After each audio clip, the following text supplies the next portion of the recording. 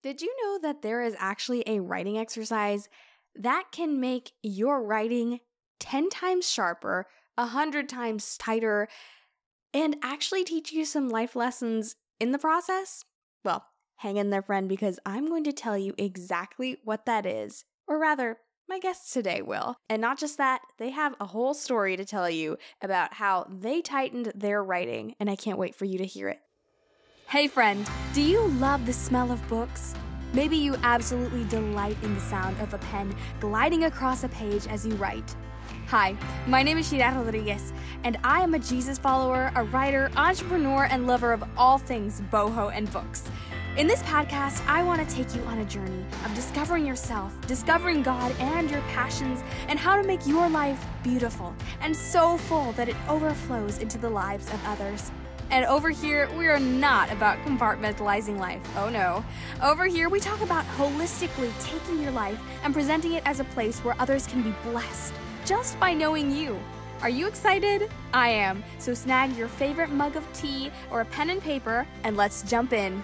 Because you're listening to Her Reading Life podcast.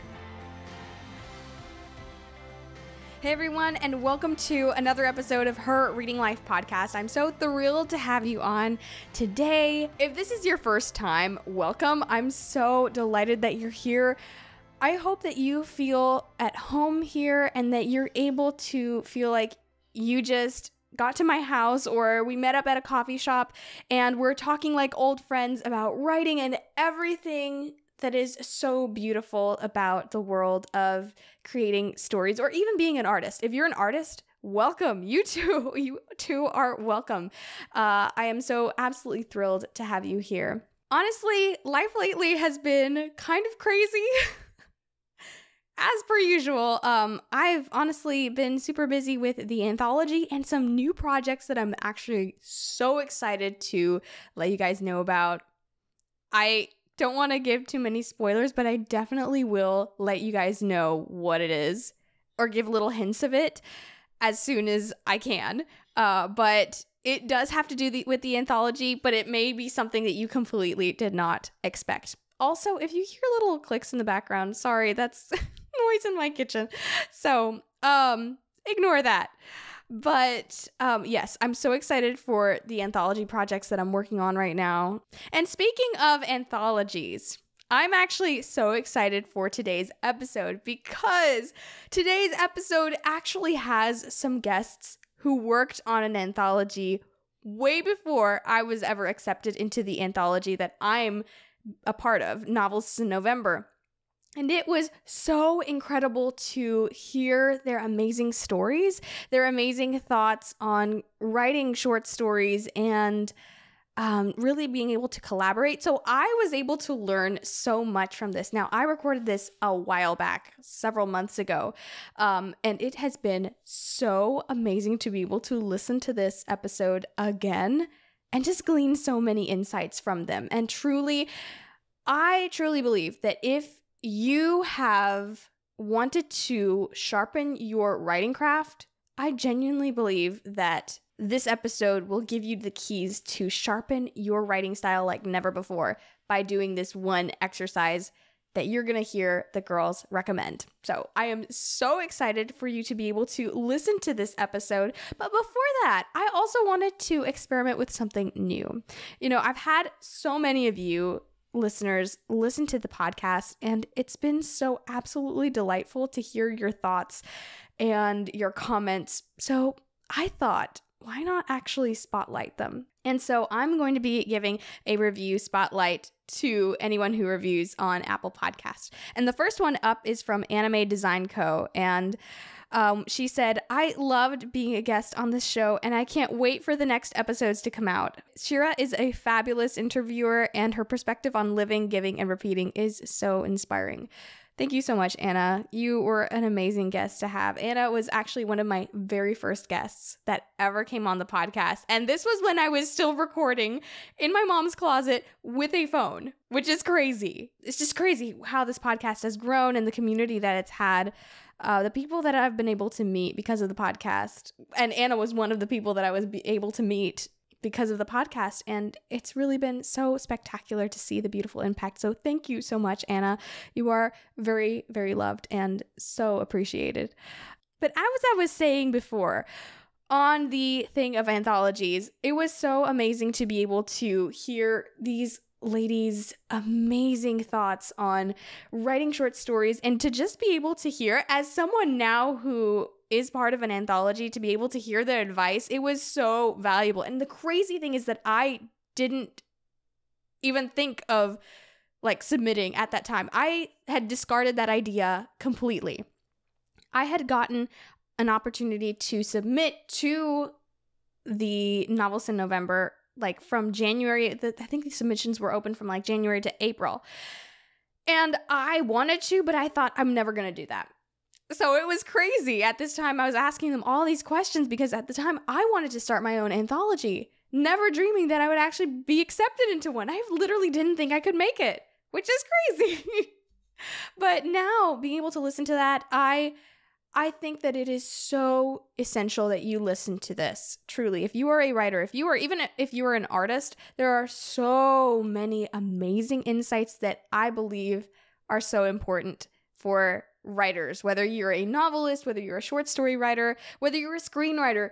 These principles that they gave truly apply to absolutely anyone, because there are so many wonderful life lessons that I was able to learn through this. And so before we jump into this, I want to introduce you to the amazing writers who I invited, the amazing authors that I was able to bring onto the podcast. And first up is Abby Lynn Voss. Just graduating high school, Abby Lynn Voss writes authentic YA novels for young adults seeking safe stories to hold them as they navigate growing up. An old soul who spent years with award-winning authors, she embraces her youth by crafting fiction that conveys the emotional vulnerability and genuine perspective being a teen brings. When she isn't rewatching her favorite sitcoms or listening to The Beach Boys and Broadway musicals, which I also love, she's dreaming about opening a Parisian coffee shop where every table has a bouquet of sunflowers and a mug of hot chocolate. She is absolutely sweet and so amazing. You will love her. She's also an Aurora Award winner, and I'm so excited for you to be able to hear all about her writing process and her insights in story. Next up, we have Hope Jian, and Hope was born in China and adopted into a multi-ethnic American family with 7 adopted kids, all from tough backgrounds. Having grown up in a diverse family of Hispanic, Black, as well as East and South Asian heritage, Hope enjoys writing YA fantasy that acknowledges diverse human experiences like trauma, chronic illness, and mental health, while also infusing her stories with themes of found family and adoption. When not writing, Hope enjoys bringing characters to life through art, as well as visiting new castles and adding to her list of 8 countries she's explored. Hope also recently won, I think a month or 2 ago, the Realm Award for her novella that was featured in the Voices of the Future anthology.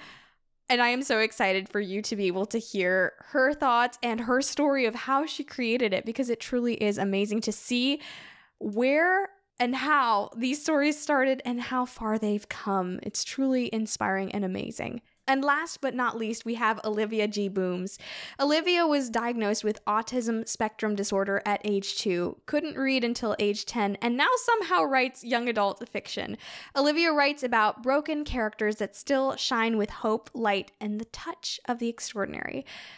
Girls who want to be seen, known, and loved. In her spare time, Olivia can be found chasing down cats that don't belong to her, drinking too much tea, and organizing her bookshelves by color. She is amazing and so sweet, and I love her sense of humor. It is so beautiful and funny and sweet, and I absolutely cannot wait for you to meet these incredible writers. So, without further ado, let's jump into my chat with the lovely writers of the Voices of the Future anthology.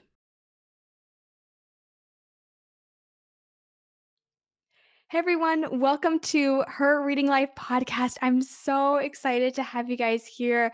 And today I am so thrilled to have these 3 lovely ladies who have collaborated on an anthology together. I'm so excited to have you ladies here today. Welcome, Olivia, Hope, and Abby. Thank you. I'm Thank super excited. you. Yes, very excited to be here. Yeah. Yeah, thank you so much for coming on. I'm so thrilled to be able to chat with you guys about anthologies, and just because I feel like it's something that's becoming really popular now, but also because I don't know, I feel like there's just something special about writing short stories. It's a really unique experience, and so I'd actually been super interested in like creating an anthology before and things like that, and reading anthologies. And then I remember seeing your launch team applications pop up, and I was so excited to join, specifically because I was like, "Oh my goodness, I'd love to be part of that." And so it was so exciting to be able to be a part of that and see how you guys have grown so much.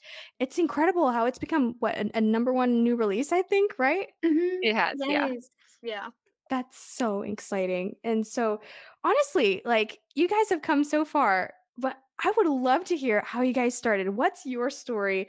And what were some of the first books that, just made you fall in love with storytelling? Abby, if you'd like to start, then you can absolutely start. That sounds great. Yeah, so for me, I really first fell in love with the Warrior Cat series. I don't know if anybody read those. There's like 60 books of them, and basically it's about cat clans that live in the woods. And so the first thing I wrote was like fan fiction for that. Me and my best friends, we might have started a cat clan in the woods ourselves as well, because we were totally normal homeschoolers. Nothing crazy about us at all. But so yeah, Warrior Cats is like what first got me obsessed with reading. And then another part of just storytelling that I just fell in love with was like I grew up watching kind of like 2000 sitcoms that were like family style, just so heartwarming. And so from there, I just really loved stories that were like very grounded in real life. And I feel like that's why I write very like grounded stories, typically like magical realism or contemporary fantasy. And even when there are like little fingerprints of magic around the story, there's still like a very homey feel, I guess. And so then when I became like a teenager and I was reading more YA books, I really like craved books that just felt super like authentic to the experience of being a teenager and growing up and all of that. Like I fell in love with authors like Bridget Kemmerer. I don't know if that's how you say her last name, but she's the author of like Letters to the Lost, and Caroline George and Maggie C. Fodder. Like those authors, I just feel like really write YA stories that feel like an authentic like teenage experience story. And so now I just love writing YA stories for teenagers that are like me and are looking for just like comforting, safe stories that they can read and just that can hold them as they're like navigating growing up and all of those things. So that's really what I love writing and how I found this little niche. I love that so much. And yes, I love that you were able to be inspired by I guess, by the lack of something that you loved, that you didn't see it like, oh, great, there's no books that I like. You thought, oh, wow, this is an opportunity for me to be able to write something beautiful and to fill a gap that there is for other people that may be wanting homey books like the ones that I love and the ones that I want. I love that so much. Olivia, I'd love to hear a little bit of your story. How did you just first get interested in writing? Like, what sparked that? Well, I'm a little strange because I didn't do a lot of reading growing up. Instead of reading, I watched movies or listened to audiobooks or audio dramas. And I really loved popular fandoms like Disney, Marvel, Star Wars, even Ninjago, and even Adventures in Odyssey. What really stuck with me throughout all those popular stories, though, was how they let me down, and really there was nobody like me. They just more disabled characters. And at the end of the day, or rather, at the end, I got so tired of it. I just wanted to write it myself instead of waiting for somebody to do it for me. So that's where I I got love where I that. am. That's beautiful. I love that. Yeah, and I'm seeing a common thread here of like just writing what you want to see in the world. I know there's like a quote or something like that about like be the kindness that you want to see in the world, something like that. But I feel like in this sense, yes, write the book you want to see in the world, because honestly, the fact that you desire something and that you want to read a certain kind of book and that you haven't found it, maybe there are other people who are looking for that same thing. You're not the only one. Like most of the time, you are not going to be the only one at all. How about you, Yeah. Hope? I'd love to hear your story. Yeah, so at a pretty young age, I just kind of decided I wanted to write little stories because I thought, why not? I grown up really surrounded by books. We had books in almost like every room of our house, and we listened to audiobooks. I was read to as a child, so I was really immersed into books. And yeah, just as a kid, I was just like, yeah, why not? That's cool, that's fun, and I did that. And there are these silly little things about animals, and particularly mine were about cats. Eventually, they turned into longer ones about humans, but still with a cat. Yes. But at the very beginning, I didn't really have aspirations to be an author, but that kind of continued. And actually, through the promptings of someone else, my mom actually recognized my enjoyment of writing stories more than I did.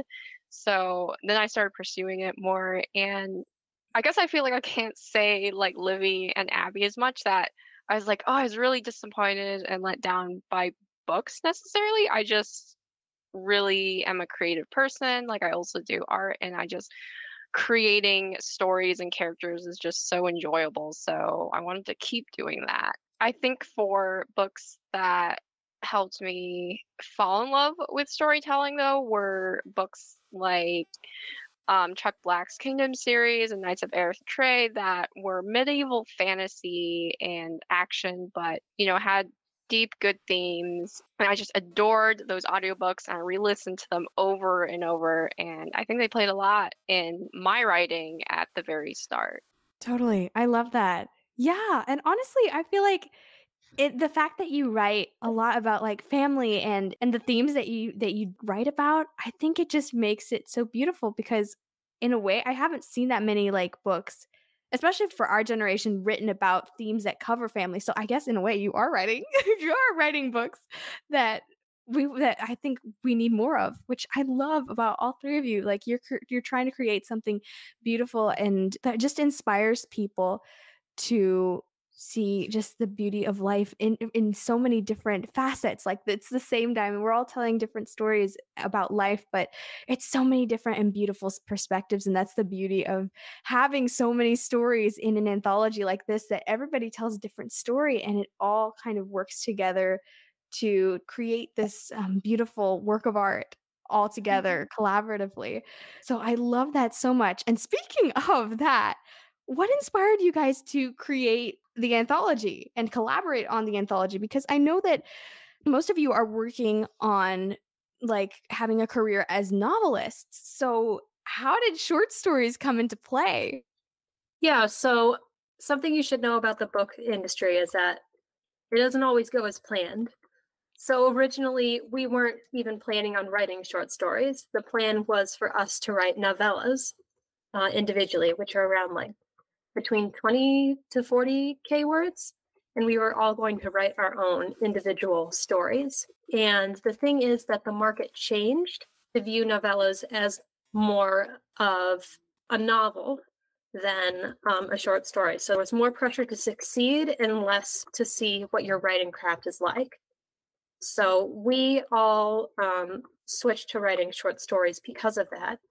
And I think because of that, we made a really good choice in that we grew a lot more in our writing ability, our ability to pull together as writers and really make something special.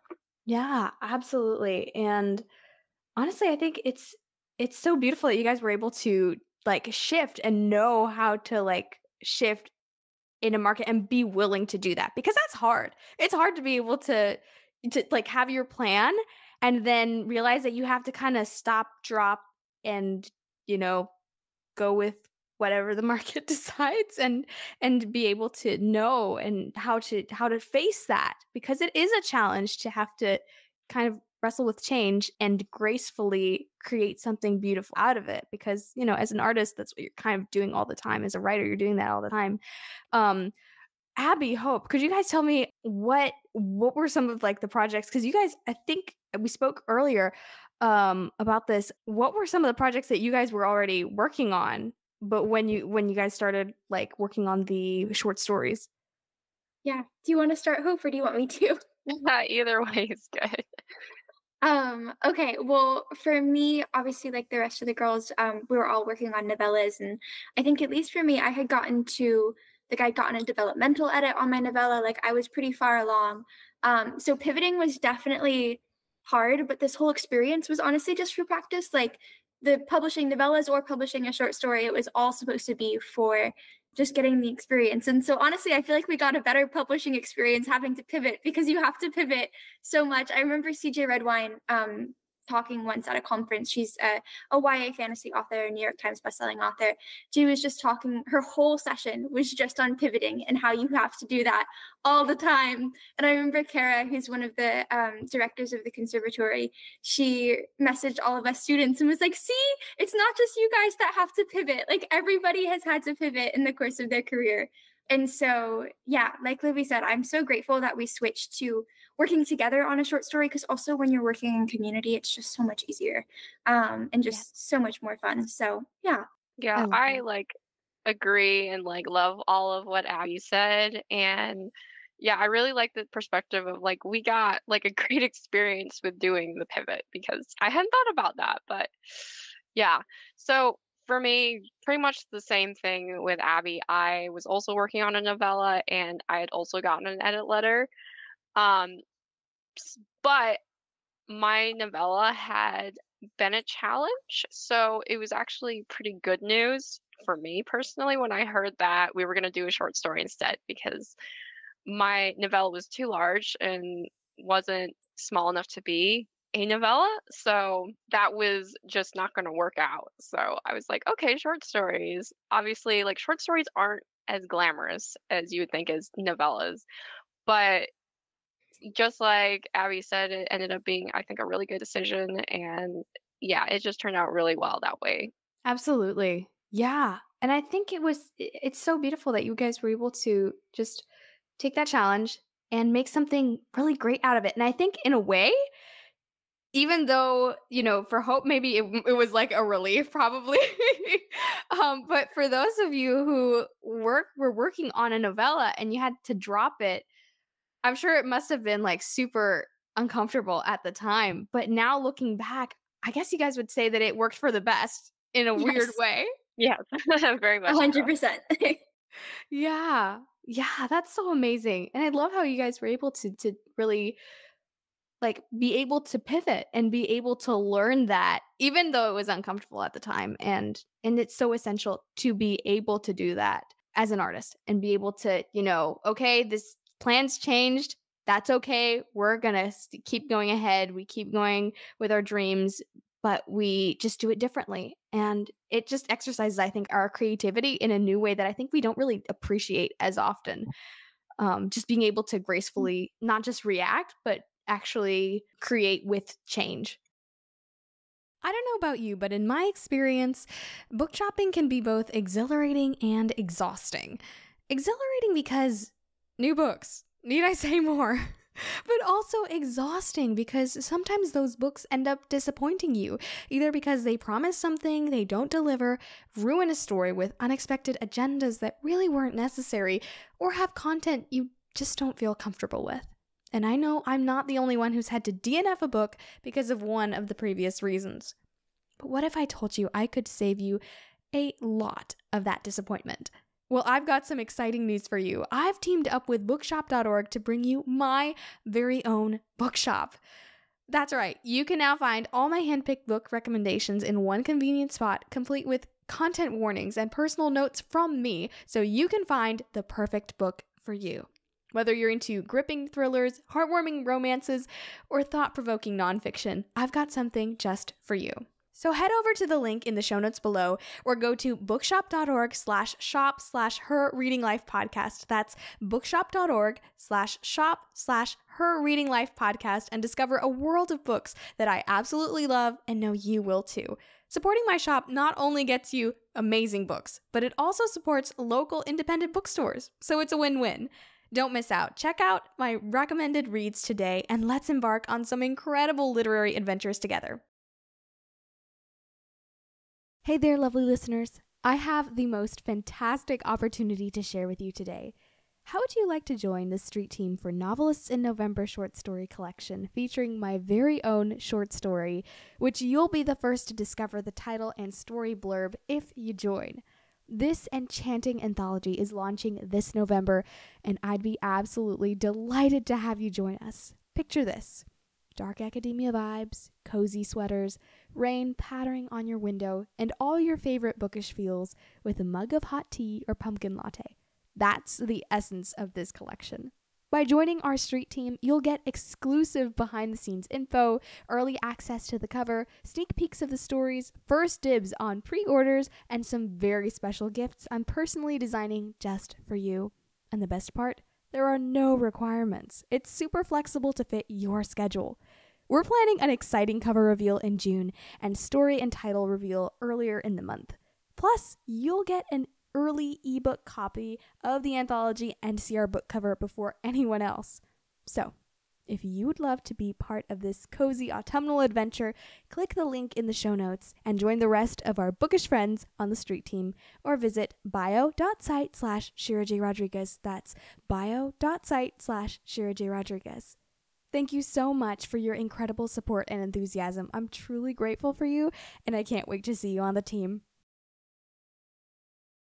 Hey there, listeners. Before we dive back into today's episode, I want to take a quick moment to talk about something really important. Reviews are the lifeblood of any podcast. They not only let us know what you're loving about the show, but also help others discover the beauty of living, giving, and repeating. So if you're enjoying the content we're putting out, here's a small favor I'd love to ask. Could you take just a minute or two to leave us a review on your favorite podcast platform? Whether it's Apple Podcasts, Spotify, or any other platform you listen on, your reviews make a world of difference. By leaving a review, you're not just sharing your thoughts with us, but you're also helping us climb the charts and reach more listeners who might benefit from our discussions. Plus, it's a wonderful way to show your support for the content you love. So friends, if you're finding value, inspiration, or even just a good laugh in any of these episodes, please consider dropping a review. It only takes a moment, but it means the world to us. And hey, if you want to go the extra mile, share the podcast with your friends, family, or anyone you think would benefit from these conversations. Together, we can create a community of listeners who are engaged, inspired, and ready to take on the world. All right, that's enough from me. Let's get back to the show. Thanks for being the wonderful, lovely, incredible listeners you are. And as always, enjoy the episode. Absolutely. Yeah. And definitely with stories, as with novels, there's always plenty of space for challenges. Only I feel like it kind of feels like a tiny house versus a mansion kind of situation where you have to decorate both, right? But in a tiny house, you have to think about every little detail and how it's not only going to be decorative, but also functional. And sometimes you have to think about them even more carefully than if you were to decorate a mansion. So, what were some of the challenges that you guys faced during the writing or during the editing process, and how did you overcome them when it came to creating something that was small, like smaller sized, like a short story?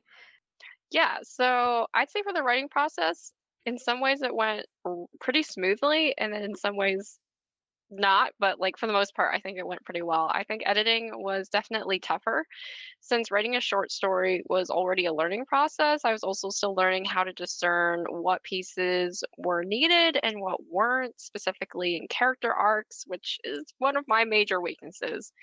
But I really wanted to make sure the emotional punch was present.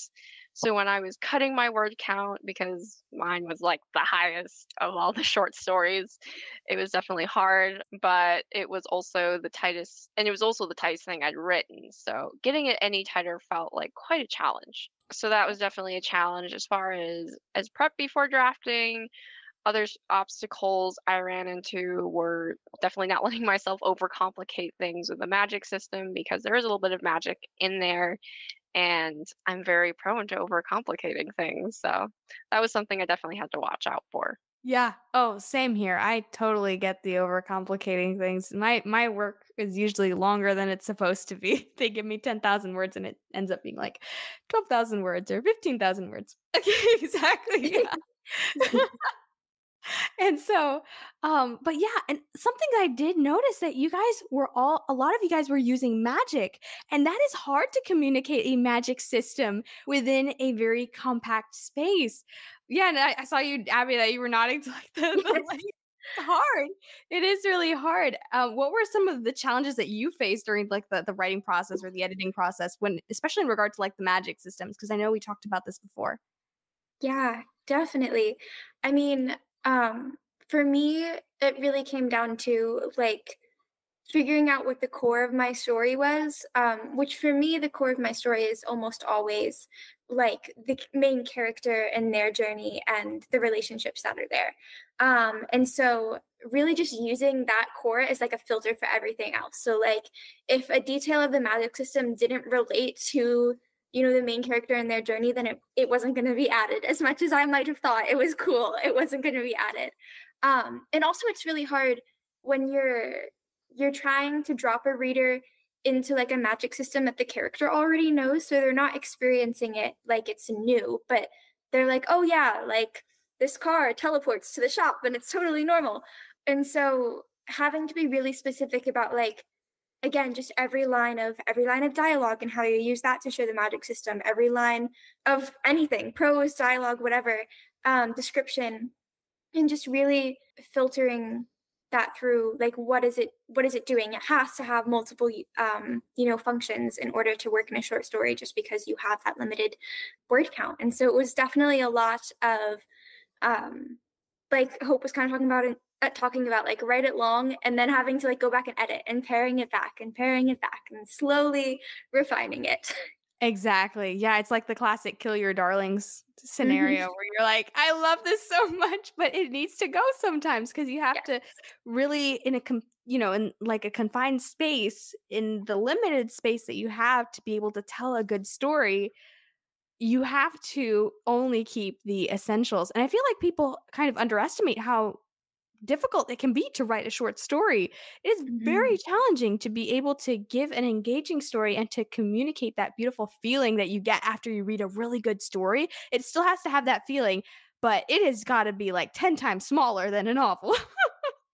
Yes, definitely, definitely. I have a much greater appreciation for short story writers now. I'm like, I don't No know. kidding. It's so Yeah. hard. Yes. Yeah, absolutely. Olivia, what were some of your challenges during, the whole writing process for your short story? My main challenge was forcing myself to write it. Unlike a lot of people where they write stories that they connect really closely to as like their heart story, I didn't feel as much of a connection to this one. So I liked what I was writing, like the subjects, but I was very detached from the process in writing it. So just forcing myself to sit down and write the story and meet my deadline and keep going was the biggest difficulty for me outside Absolutely. of meeting word count or making sure that I communicated everything correctly. It was just make sure you actually have a story. Yeah. That's it. That's an important part of writing is having something to say. Absolutely. And yeah, I think it's also a little bit more difficult to sometimes go into the world of like your short story because it's so much faster. You haven't like simmered and marinated on this short story for quite so long. A short story is typically going to be a moment. It's going to be maybe only 3 hours in this person's life. Like typically it's an important moment in their life, in the character's life, but it's only a fraction of the moment. And you have to bring your character seamlessly into the story and pull them seamlessly out as well. Which, by the way, I think you did a lovely job on that, Olivia. When you did your story, it was so beautiful. I loved the ending was probably my favorite part, and the way that you had it open ended, which is so beautiful because I think in short stories you also have the opportunity to do some experimental stuff that sometimes you can't do with novels, which is really interesting when you can kind of work with that. Yeah, definitely. I remember Mhm. one of our anthology authors, Rachel, she's the one that wrote the Fairies in the Garden story.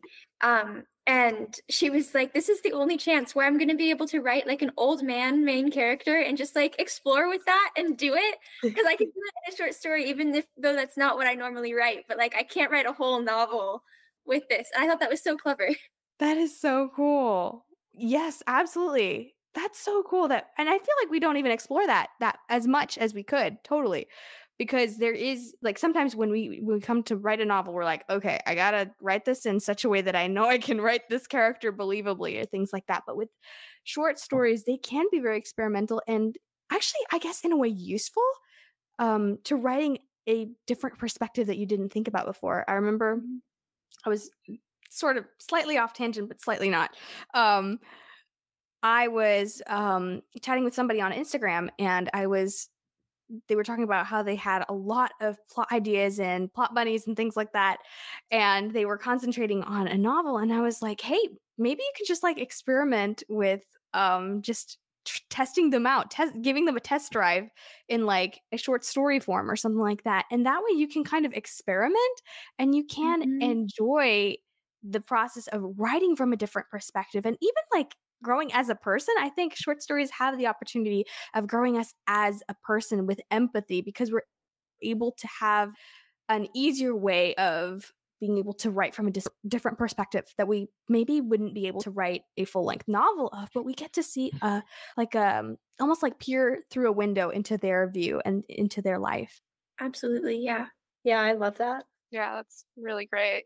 I know, yeah, it's so exciting, and that's what I love about the fact that you guys were able to write these short stories and put them all together, and so many different writers writing about different things, but all tied together with the theme of family and creating beauty in this dynamic of family, which I think is such an important theme that we just don't talk about as much, especially now where um, a lot of themes in books are about being independent and things like that. And they have a place. They have a place for sure. But I feel like it has created a gap where we don't have stories about what it means like to work with others, to work with family, to find family, even if it isn't your biological family, but like just finding that place where you can call home. And I think that a lot of people are actually longing for that. And that's why we come to books over and over again. Like there are people that come back to the same book. I come back to the same Mhm. book sometimes because I'm like, this is my home. Like this is my literary home. I feel like I'm with family when I have this book in my hands or when I'm listening to the audiobook version of it. So yeah, for aspiring short story writers, what practical advice do you have for them in terms of crafting their own stories and creating this feeling of homeness in their own stories? Okay, so I guess I could go. So I think some of my advice for aspiring writers who want to do short stories in an anthology would be to value your short story and this experience. I think maybe some aspiring anthology short story writers will already come in with this mindset, but maybe some will come into it like I did initially. After coming off of the idea that I would be publishing a novella, short stories did not sound at all, glamorous as something to share with the world. But learning to write a solid short story is super valuable. It can be so helpful for skill growth, as we've talked about, as well as just the potential to really um, potential to be an impact on others. Sure, short stories are small, but they can really pack a punch. Mm. Absolutely. I totally agree. Oh, did you Yeah. want to add something, Abby? Oh, yes, I will go. And Livia, I don't know if you have anything to add, so definitely let me know. But Yeah. I would say for me, also similar to expectations of like expecting it to be hard too, because I thought short stories would be so easy. I'd written, novella, full-length novel. Like I've written bigger projects. Like this is just so simple, and this was the hardest story that I had ever written. And so I think a part of that was like I went into drafting and I was just so disappointed and upset when I was like, this is actually really hard and I don't like this. Like, I don't like my writing. I don't like the story anymore. Like, this is just, it kind of, I had a moment where I was like, I don't want to publish this. What am I even doing here? And one thing that Kara at the conservatory reminded me is like, in a novel, you have, chapters and chapters of space where you can kind of get into the groove of writing. Like you were saying, for a short story, you're just in a moment. And so you really don't get that lead up time to get used to writing again, fall back into writing prose versus plotting and all of that. And so giving yourself grace when writing a short story, because you don't have, it's just so much harder because you're paying attention to every detail and trusting the editing process, because editing made a huge difference. And once I was able to have some time away from the project after my first draft and then go back to it, and also get feedback from like really trusted people that were able to confirm the story for me and be like, no, you're a good writer. It needs work, but like you can actually do this. Then I fell in love with the story again, and I wanted to publish it. And I'm so grateful that I did. And it was just such a joy. So yeah. Absolutely. I love that so much. Livy, I'd love to hear your thoughts on this. Yeah, I'll add on to what Abby said in simpler words. Keep it simple. It's a short story and there's only so much space. So like you said about tiny house versus a mansion, you have to utilize everything to the smallest detail, and you need to think strategically about how to do that. So really think about what is your goal and make sure that that is the focus of your story. Everything else is an extra. Absolutely. Oh my goodness. It sounds like you guys grew so much from something that most people would think so simple and so easy. They're like, just write a short story. And most people were like, you know, like Hope said, like, it doesn't sound glamorous. It doesn't sound like, oh, wow, I have a best-selling novel or whatever. Or like Abby, it might make you feel frustrated, like where you're like, this is supposed to be easy. It's not. It's supposed to be simple. It's not supposed to be easy. Yes. Exactly. And simple is not the same as easy for sure.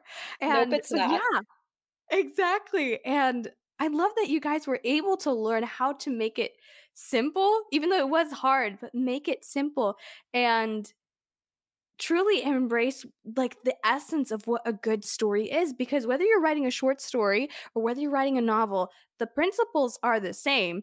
You have to have a character, you have to have plot, but everything. But I think it's almost like having almost like a higher standard for the same thing, because in a novel, everything has to do with each other. Like everything should have a purpose. But in a short story, it's like everything has a purpose on steroids. Everything literally, every word has to have a purpose within the narrative. It has to reflect the story. It has to, every word should tell a story in itself. And I just think that it's so beautiful how you guys were able to grow out of something that you guys were like, this is gonna be, lackluster. I think you hit it exactly. Yes. It really is. If you want to write novels or be a novelist or even just grow a little bit in storytelling skills, write a short story. Write some short stories. Write even shorter short stories, because it will help you really elevate your writing skill to be able to write those larger and more ambitious things. Yeah. And honestly, short stories may feel like the training ground, but the fact that you guys were able to write a short story and publish a #1 new release, like in short story form, that's crazy. That is an accomplishment in and of itself. So like, I just want to take a moment to just say like, congratulations, because you guys did something that was insanely hard and you rocked it. Thank you. You're really sweet. Yeah, of course. Honestly, you guys, it's not easy, and you guys did an amazing job at it. Wasn't that incredible? I absolutely loved being able to learn from Olivia, Hope, and Abby, and that they were able to recognize how much you change and how much you grow through challenges. And sometimes, even in life, the things that we think will be so super easy are sometimes the very things that mold us the most, and that change us and that shape us the most. I also loved their advice on short stories and, cutting things out, and how, it's so true. Every word has to carry a meaning, has to carry the story forward. And there are so many things to think about when you're creating a short story that will be able to translate well, and that will be able to communicate the message, the theme well. And I think they did an incredible, wonderful job doing that. And as someone who is now in an anthology and working towards publishing an anthology myself, I get that so much. I understand their struggle. I understand how tough that can be. And I just think that that was an incredible accomplishment. And so, yes, if you are a writer and you want to hone in your skill, go write short stories. Write imitation short stories if you want to kind of start with a little bit of training wheels. But I promise you, writing short stories will make your writing 10 times stronger, 100 times tighter, and truly it will show you that you are capable of so much more than you think. And honestly, there is something really unique and beautiful about short stories. I was reading recently a book on writing, and they were talking about, I think it's called Flash, writing the very short story. I think I have it right in front of me here. And they were talking about how some writers even think that novels are just way too long and way too clunky, and that somehow short stories are like the perfect size, or like the shorter the short story, the better, or something like that. I don't know if I would agree, but there is one thing that is absolutely right about writing short stories, and that is that they make your writing so much stronger because of the economy that you're forced to have with your words. Everything has to be important. Everything has to move the story. And it really teaches you to be able to, in a short amount of time, be able to communicate a feeling and a story. And that is really the essence of storytelling. When you can tell a good story like Ernest Hemingway did in like 6 words or 100 words or 1,000 words, where you have a limited amount of time, it really strengthens your storytelling skills to really make the story about the why and make your reader want to know why this happened as opposed to what happens. Sometimes the why is more important. And it really just deepens your understanding of story skills and your writing toolkit. So hopefully you enjoyed today's episode. Tune in next time as Abby, Hope, and Olivia all share moments from their own writing journey that they feel will resonate with aspiring writers. Something that was really, really difficult in their story and how they overcame it. It's truly inspiring and amazing, and I can't wait for you to hear it. So until next time, friends, continue to live, give, and repeat, and I'll see you next time. Yay! You did it! I'm giving you a lovely big virtual hug because you just finished another episode of Her Reading Life podcast. If you'd like to access all the wonderful links I mentioned in this episode, visit my website at bio.site/Shira J. Rodriguez. That's bio.site/Shira J. Rodriguez. There you can access my blog posts, resources, and so much more. Also, check out my Instagram page for more inspirational content. And join my email list for insider secrets and exclusive updates on special events. The links are in the description box below. Also, if you could take a minute and leave a review for this podcast, that would be amazing. We're able to reach so many more people because of your reviews and ratings. I can't wait to chat with you next time, friends. Keep living, giving, and repeating.